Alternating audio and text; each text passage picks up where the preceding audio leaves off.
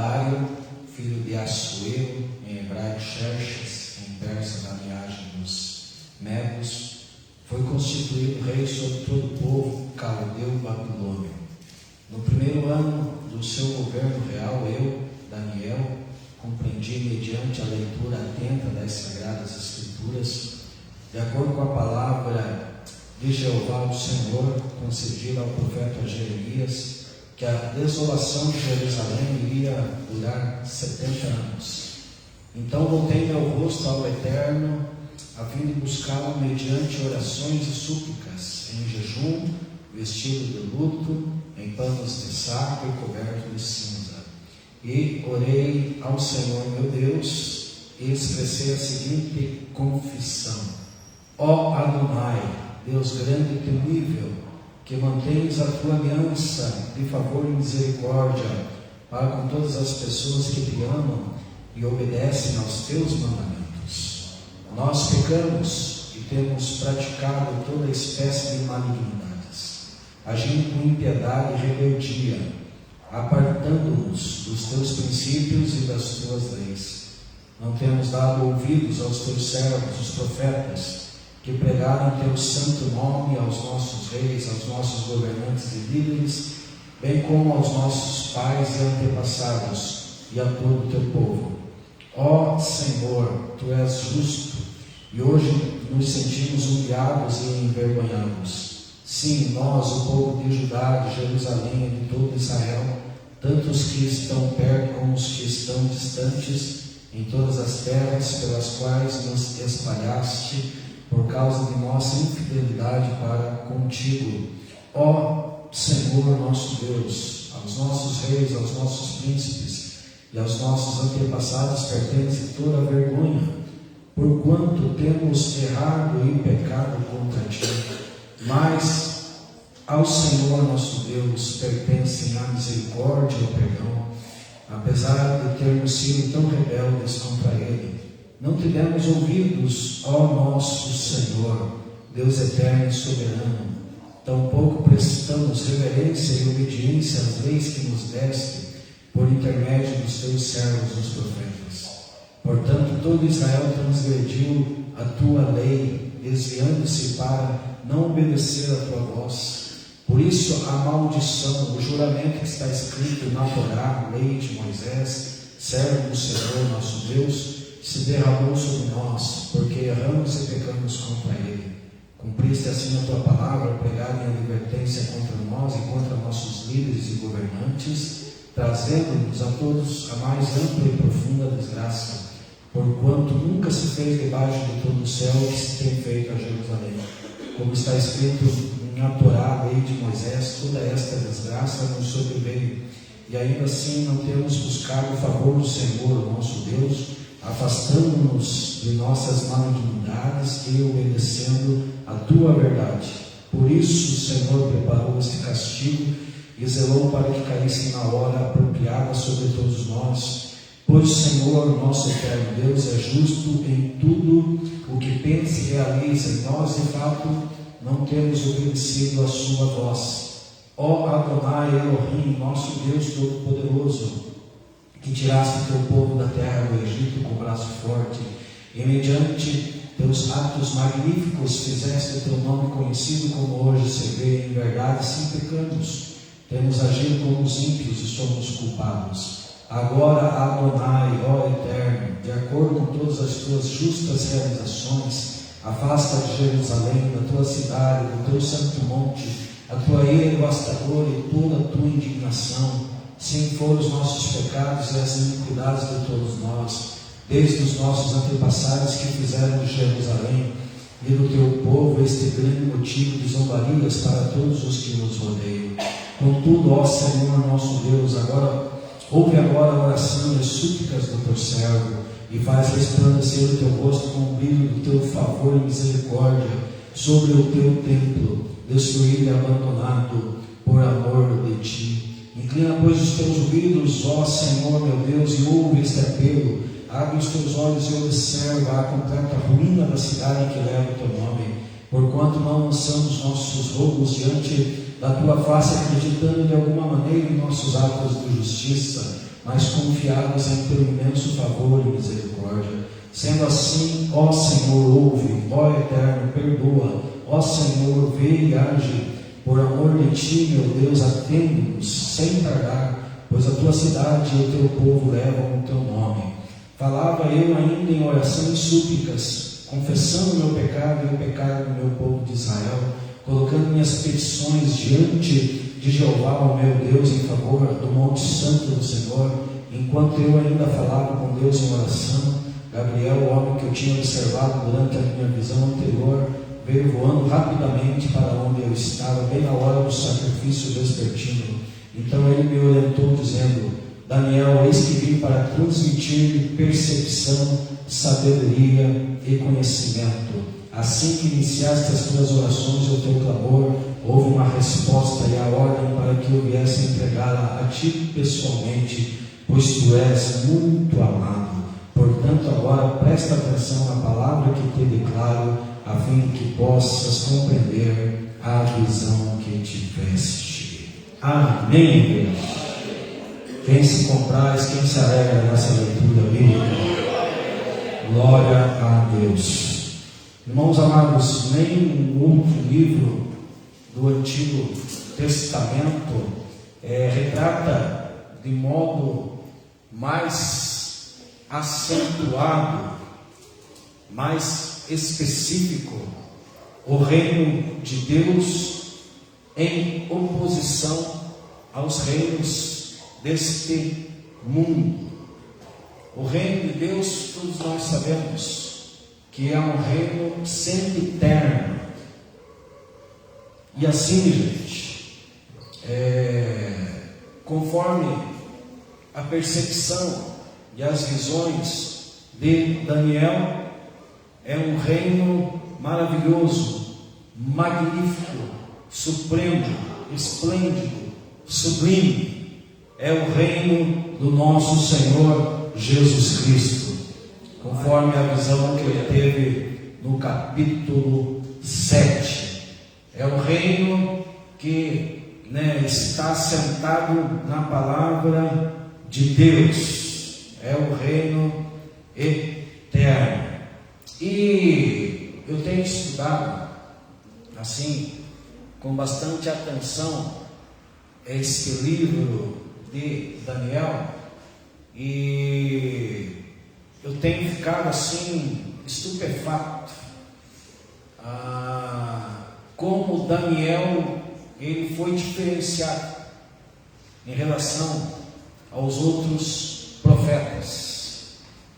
Porque, para começar, Daniel ele teve muito conhecimento, muita inteligência, muita sabedoria para saber se auto-administrar em várias situações adversas, em várias situações contrárias. E na verdade, tudo aquilo que Deus concedeu a Daniel como recompensa de sua vida consagrada, fez dele um político, mas um político do bem, um bom administrador, alguém com uma incumbência muito relevante numa nação pagã, numa nação que não tinha o Senhor nosso Deus Israel como o Senhor. Então ele teve que ter muita diligência em relação aos seus atos, em relação à sua postura, em relação aos seus procedimentos, porque ele era um servo de Deus numa terra estranha, numa terra desfavorável, numa terra alienada, numa terra idólatra. E assim, ele foi alguém levantado por Deus para fazer a diferença e para nos dar um bom exemplo em como nós, servos do Senhor, podemos nos comportar de maneira ética e com bom senso em todos os meios onde nós estamos inseridos, independente, de todos os contextos, independente de todas as religiões, de todas as crenças, independente de todas as fés diferenciadas. E esse Daniel, um verdadeiro profeta, não um falso profeta, como nós nos deparamos com muitos por aí nesses dias atuais. Foi predito que nos últimos tempos os falsos profetas se levantariam com força para profetizar coisas convenientes, aquilo que cai bem aos ouvidos do povo. Porque se nós formos olhar para todos os profetas que profetizaram na Bíblia, todos os profetas maiores e menores, levantados por Deus, todos eles foram boca de Deus, principalmente para chamar o povo para um conserto, principalmente para chamar o povo ao arrependimento, principalmente para chamar o povo a uma nova postura, principalmente para chamar o povo à obediência à palavra de Deus, principalmente para chamar o povo a um novo estilo de vida, principalmente para chamar o povo a uma conversão. E muitos deles sofreram penúrias, pagando um preço muito forte, muito alto, para entregar aquilo que Deus estava entregando, e não palavras de acordo com suas próprias vontades. E Daniel, gente, ele foi inspirado por Deus para registrar e proclamar uma série de profecias relevantes, entre as quais ascensão e queda de grandes impérios, ascensão e queda do Império Babilônico, ascensão e queda do Império Medo-Persa, ascensão e queda do Império Grego, ascensão e queda do Império Romano. Mas também ele foi levantado para predizer coisas bem futuras e que ainda não aconteceram, por mais que tem muitos teólogos que contestam as profecias de Daniel, porque a maioria dos profetas que profetizaram a palavra do Senhor, eles profetizavam para um tempo próximo. E na verdade, Daniel, ele predisse coisas apocalípticas. Afinal de contas, o livro de Daniel é considerado um segundo Apocalipse, uma revelação do tempo do fim. E, no entanto, ele foi levantado para abordar aí as 70 semanas e toda a complexidade disso. Inclusive, eu quero convidar o povo para estar aqui no domingo de manhã, no dia 22, que eu vou trazer um estudo bem específico no livro de Daniel. E eu quero chamar os irmãos que puderem fazer um esforço para estar aqui. Porque, amados, nós, conforme disse Pedro, nós precisamos crescermos na graça e no conhecimento de nosso Senhor Jesus. E todo esforço para isso é muito válido. Ninguém perde absolutamente nada se fizer um esforço para estar na casa de Deus, para aprender a palavra de Deus. Quem ama a palavra de Deus aqui? Então, se nós dizemos que amamos Nós precisamos nos esforçar, gente, para buscar o conhecimento. E eu estou, queridos, nesta disposição de trazer um estudo bem específico dentro do livro de Daniel para o nosso enlevo espiritual. Porque, gente, trazer tudo o que é necessário nós sabermos num período de tempo de 30 minutos ou um pouco mais, gente, não dá. Sinceramente, é muito pouco. Então, existem muitas lições que nós podemos aprender estudando o livro de Daniel. E olha, gente, ele abordou como ninguém acerca do anticristo, a manifestação do iníquo, do filho do maligno. E são coisas, amados, que nós precisamos abrir os nossos olhos. O capítulo 11 de Daniel, ele está profetizando acerca de um tal de Antíoco IV Epifânio. Epifânio significa Deus manifesto. Foi uma criatura abominável, que fez coisas desprezíveis e abomináveis naquele tempo, quando Jerusalém foi destruída, quando o templo foi destruído, ele rompeu com os sacrifícios, com a adoração do povo, sacrificou porcos no altar de Deus, fez coisas malignas. Mas o Antíoco IV Epifânio era um tipo do anticristo, que vai se manifestar para fazer coisas muito abomináveis. E nós, como povo de Deus, nós devemos estar despertados. No tempo do fim, já não é tempo de nós ficarmos ouvindo palavrinhas do tempo da carochinha que vai dizer que você vai vencer, que você vai ser abençoado, que isso e aquilo. Porque, queridos, nós somos abençoados. Nós, em Cristo, nós somos mais do que vencedores. Isso já é bem notório, isso já é bem patente. Nós temos essa consciência. Se nós estamos na palavra de Deus e temos fé no nosso Deus, o Senhor está nos abençoando em todos os momentos.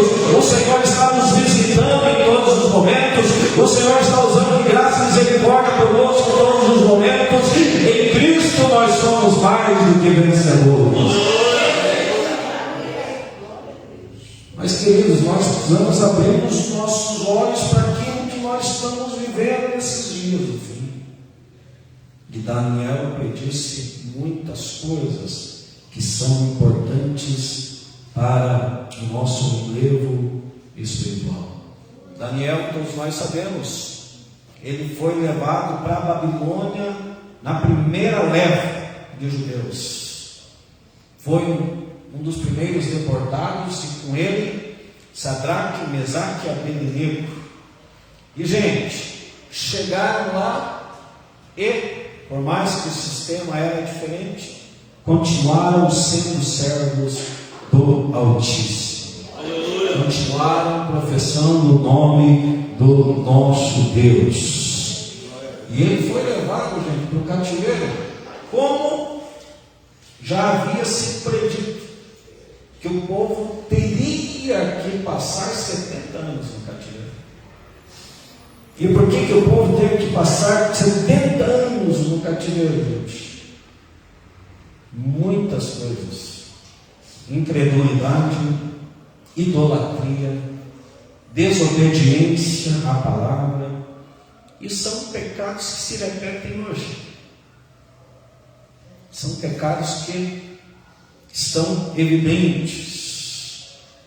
O povo de Israel, o povo de Judá, não mais estava se preocupando em adorar Deus como devia, tampouco estavam despreocupados em guardar a aliança, e assim a consequência veio.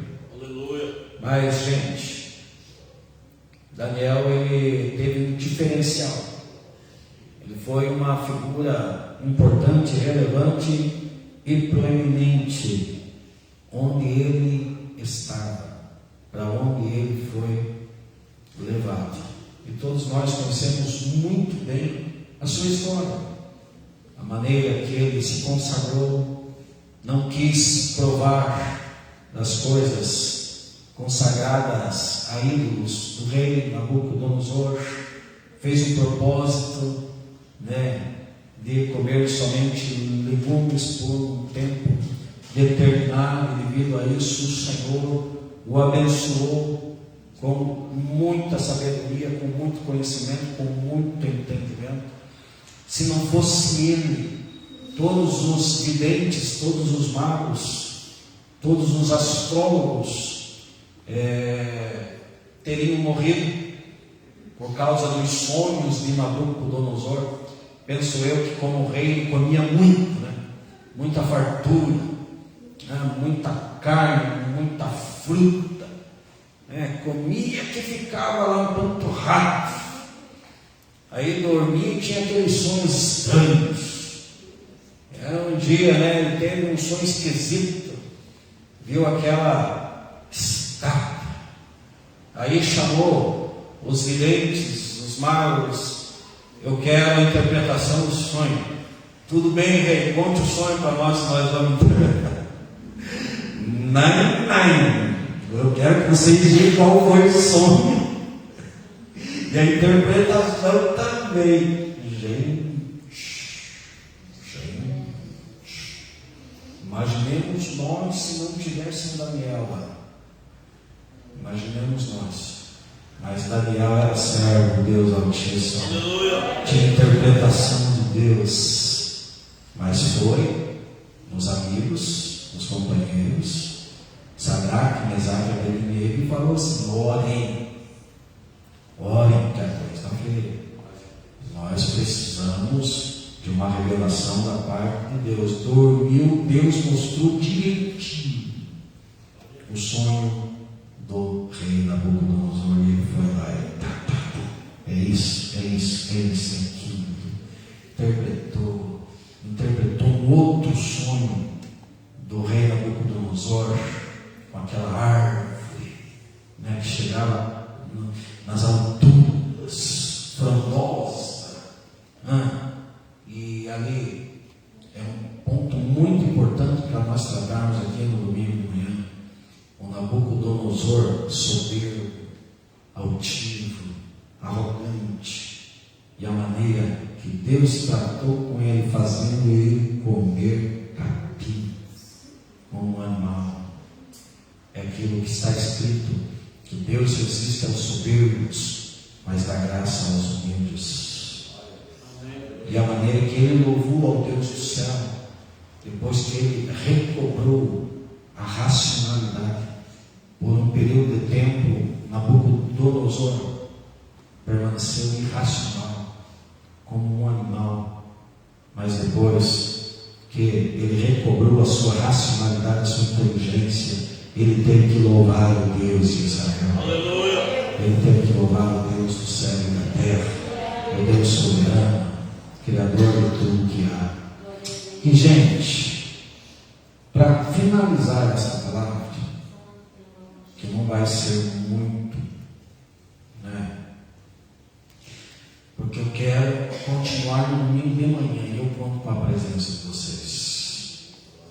Mas, gente, algo que me chama a atenção, e é o ponto que eu quero enfatizar para finalizar esta fala, é que eu ficava pensando o seguinte, lendo Daniel, dá a impressão que ele não teve falha nenhuma, que ele não errou por nenhum momento, que ele foi perfeito em todas as coisas, pela cultura que ele tinha, pelo temor que ele tinha, pelo posicionamento que ele tinha, pela fé que ele tinha, por aquilo que ele recebeu de Deus, com sabedoria, discernimento, entendimento e inteligência. Eu ficava pensando, Daniel parece ser perfeito. Se você ler o capítulo 14 de Ezequiel, Deus faz menção de 3 nomes muito importantes da Bíblia: Noé, Daniel e Jó, como pessoas intercessoras de grande fé. E assim, proeminentes, Daniel no meio desses 3. E gente, até que um dia eu li a oração de Daniel, capítulo 9 deste livro. E uma das coisas que me chama a atenção é a humildade de Daniel. A humildade de Daniel e a dependência dele de Deus. São fatores extremamente importantes para quem verdadeiramente quer receber o favor de Deus. A humildade e a dependência. E dentro dessas 2 questões, amados, há outras coisas que podem ser conversadas, discutidas. Mas dentro desses 2 pontos, humildade e dependência de Deus. Daniel, como homem de Deus, ele estava fazendo o quê? Lendo a Bíblia, lendo a palavra, lendo outro profeta Jeremias. E gente, acompanhe comigo o texto. Mais uma vez, alguns pontos eu quero meditar com os irmãos aqui, nós vamos encerrar.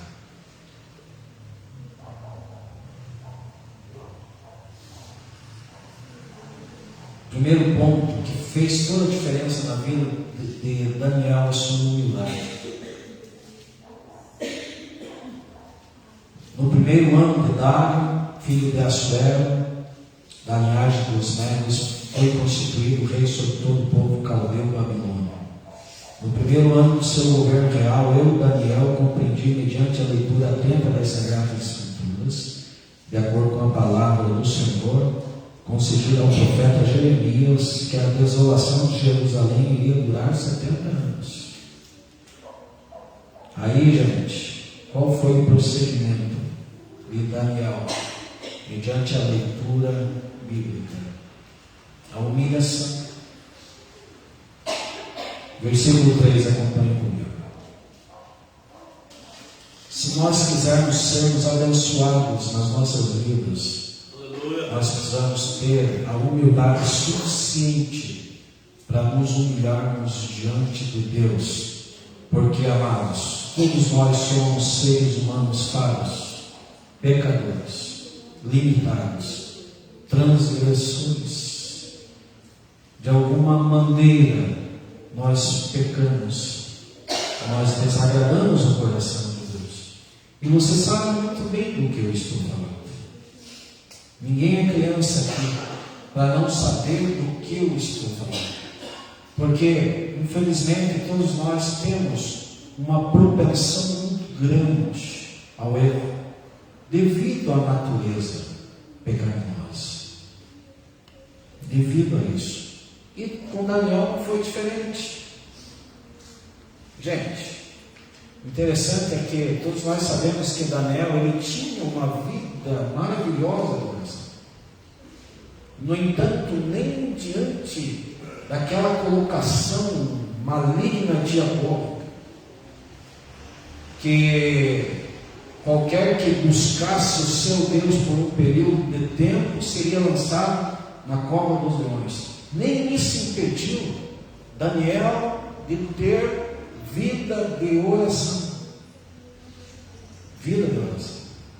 E olha, gente, quantas vezes por dia Daniel orava? Quantas vezes? Conforme o relato lá do texto? 3 vezes por dia. Daniel abria a janela sem temor, porque ele sabia em quem ele cria. Ele sabia diante de quem ele se prostrava.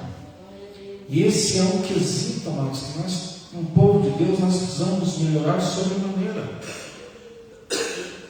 E assim, gente, eu sou um pastor que às vezes eu sou persistente em bater em mesmas teclas. A oração, gente, a oração tem que ser uma referência do povo de Deus. A oração. Quando Salomão edificou o templo, tem um texto lá muito maravilhoso, que fala sobre a visitação do Senhor, que fala sobre o favor do Senhor, que fala sobre a bênção do Senhor. Qual de nós não quer a visitação do Senhor? Quem precisa da visitação do Senhor? Quem precisa de alguma coisa de Deus aqui, levante a mão quem precisa. Seja bem sincero, quem precisa de uma libertação da parte de Deus, seja bem sincero.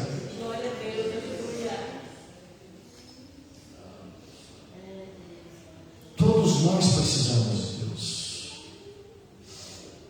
Todos nós queremos muito mais de Deus. E Paulo falou que Deus pode fazer muito mais além daquilo que pedimos ou pensamos. Mas por que nós damos tão pouco crédito a isso? Sendo que o texto diz que Deus pode fazer muito mais além daquilo que pedimos. Oração. Por que nós damos tão pouco crédito? Hoje, glória a Deus, amados, nós somos uma igreja abençoada. Quem vê assim, que nós somos uma igreja abençoada? Vou falar uma verdade para vocês, amados e amadas. Como vice-presidente do presbitério, eu estou me deparando com cada situação de igrejas, no nosso presbitério, igrejas sofrendo, queridos. Igrejas sofrendo de maneira relevante. Não tem sido café pequeno. Eu vou falar algo muito sério para vocês. E aqui eu estou diante de servos de Deus. Aleluia. Diante de pessoas sérias. Diante de pessoas compromissadas com a palavra. Amém ou não? Estou falando aqui diante de pessoas da verdade. Aleluia. Esses tempos atrás, amados, nós fomos resolver uma questão, gente, de um pastor novinho, que está pedindo licença do ministério.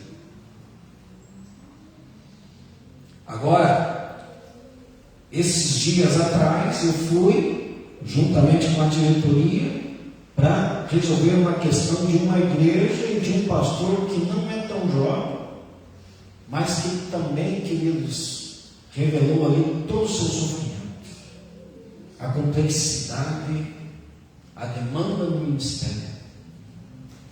Não está aguentando mais o peso, por conta, do descompromisso do povo com a verdade, com a palavra, com a igreja. E olha, queridos, isso é tão triste,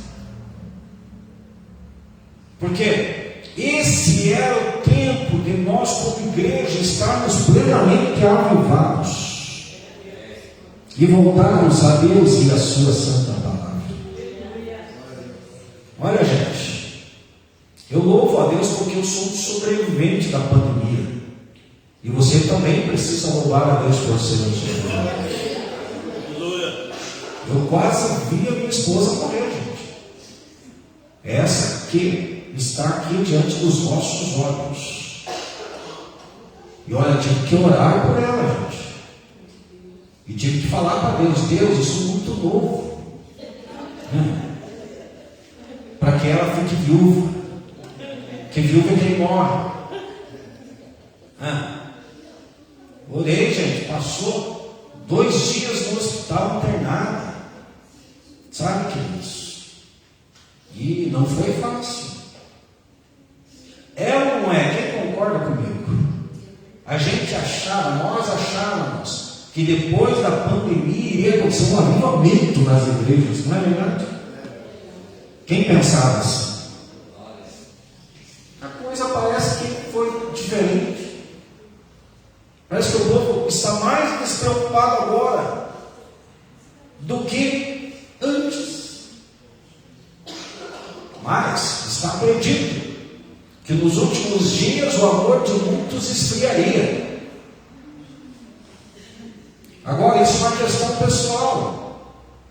Como que está a minha vida com Deus? Mediante esse contexto. Qual é o nível da minha busca?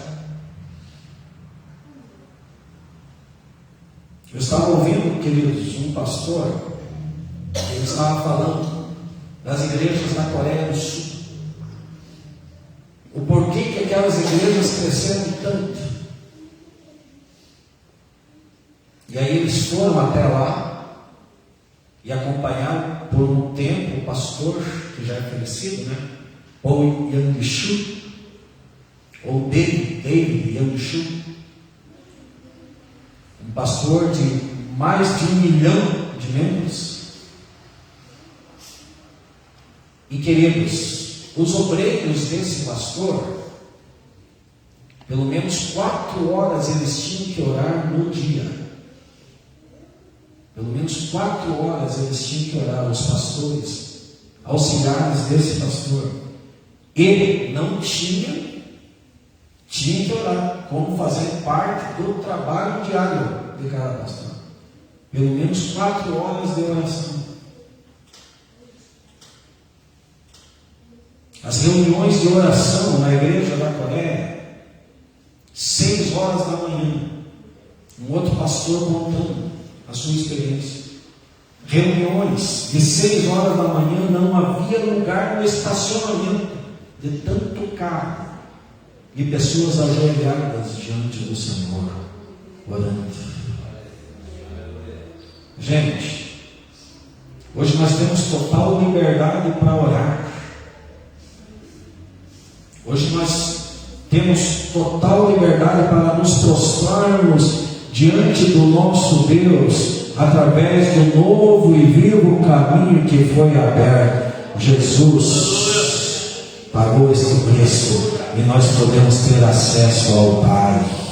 Glória a Deus, aleluia. E por que nós oramos tão pouco? Porque o culto de oração é tão pouco frequentado. Queridos, imaginemos nós se houvesse um edito real como no templo de Daniel. Agora, quem buscar o seu Deus, cova dos leões. Imaginemos nós se fosse agora. Nós queremos as bênçãos de Deus, amém ou não? Quem está interessado na bênção e no favor do Senhor? Quando foi edificado o templo, qual foi a palavra de Deus a Salomão? E agora, se o meu povo se humilhar, orar, buscar a minha face e se converter dos seus maus caminhos, eu ouvirei dos céus. Você poderia ter glorificado com mais força. E agora, se o meu povo se chama pelo meu nome, se humilhar, orar, buscar a minha face e se converter dos seus maus caminhos, eu ouvirei dos céus. Perdoarei os seus pecados. Quem precisa dos seus pecados perdoados? E sararei a sua terra. Quem precisa da sua terra curada? Quem precisa da sua família abençoada? Quem precisa de uma visitação urgente do Senhor? Orar, buscar a face, se humilhar, se converter dos seus maus caminhos. A Foi exatamente o que Daniel fez. Se humilhou, orou, buscou a face do Senhor, confessou os seus pecados, confessou, não se estribava no seu próprio entendimento, era um homem inteligente, tinha muito mais sabedoria que os três lá que também receberam o entendimento da parte de Deus, Sadraque, Mesaque e Abednego, porque também eram homens fiéis, eram servos, mesmo mediante o perigo de uma fornalha aquecida 7 vezes mais, eles não estavam nem aí com a morte. O importante era guardar a palavra de Deus, o importante era não se prostrar diante de ídolos, o importante era ser fiel a Deus. E Deus não permitiu nem que um pedacinho fosse queimado. Tinha um ser espiritual juntamente com eles lá, guardando e abençoando eles, livrando eles. Aqueles homens que foram usados para aquecer, na mesma hora eles foram queimados, devido à quentura da fornalha. Mas Sadraque, Mesaque e Abednego não sofreram nenhum dano, porque também eram servos do Deus Altíssimo. O Senhor tem nos guardado. Quem glorifica o Senhor por isso? Nem a pandemia conseguiu parar. Nem a pandemia nos venceu. Vamos buscar cada vez mais força a face do Senhor. Vamos ter mais gratidão nos nossos corações. Aleluia. E Daniel, gente, ele era um homem inteligente, entendido, sábio, mas ele não se estribava no seu próprio entendimento. Se você ler com muita calma esta oração, ele está revelando aqui porque que fez a diferença diante de Deus. Porque era um homem como eu e você, mas era humilde, se humilhava, confessava os seus pecados, pedia perdão. Olha, gente, acompanha comigo.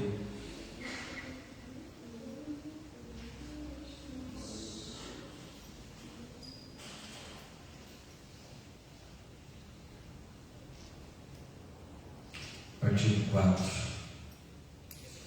E orei ao meu Deus e expressei a seguinte confissão: ó Deus grande e temível, que mantens a tua aliança de favor e misericórdia para com todas as pessoas que te amam e obedecem aos teus mandamentos, nós pequenos, que temos praticado toda espécie de malignidades. Olha que palavra proveniente da boca de um homem servo de Deus Altíssimo contra ele.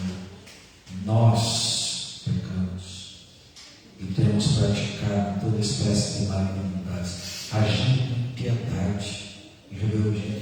Gente, por que o povo foi levado ao cativeiro? Exatamente por tudo isso, mas ele não tirou o seu de lado.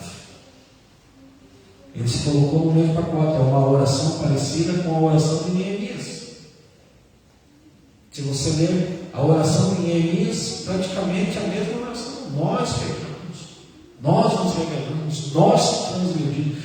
Não se revela melhor que ninguém, porque sabe da sua carência também, da sua dependência da parte do Senhor. Agora, pode ficar em pé e acompanhe comigo no versículo 18.